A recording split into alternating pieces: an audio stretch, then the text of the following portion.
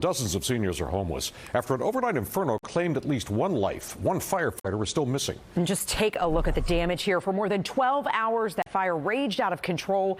The assisted living facility just a pile of ash. The flames filled the night sky in Spring Valley. Firefighters rushing to save those inside. News source Phil Lipof is live in Spring Valley with the latest on the investigation into what sparked this fire. Phil?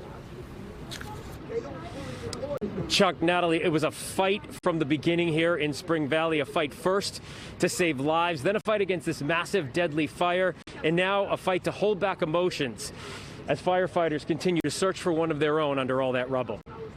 Back up a little more. We got the line.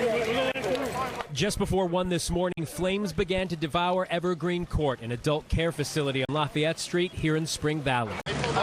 23 fire departments responded, every available firefighter within miles, professional and volunteer.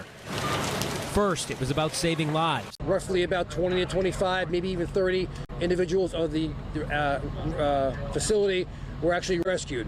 And getting them all out was made more difficult by wheelchairs and walkers, 113 residents inside. But then, an hour into the firefight, a horrifying and devastating call on the radio.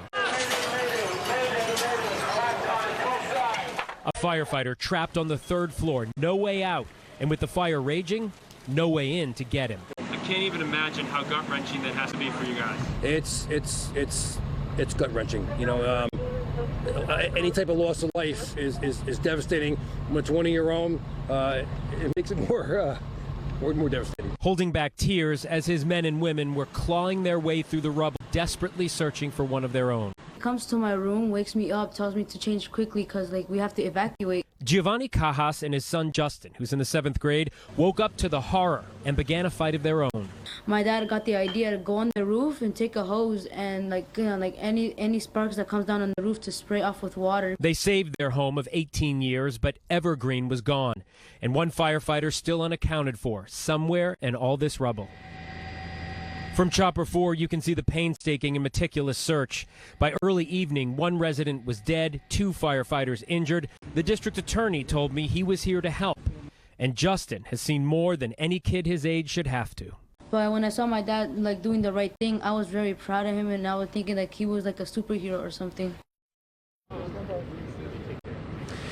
Late this afternoon, we received a statement from Evergreen Court. They say they're cooperating with the investigation right now. There is no official cause to this fire. It's simply too early. They do say all 112 of their residents have been accounted for. As for the firefighters, 2 injuries.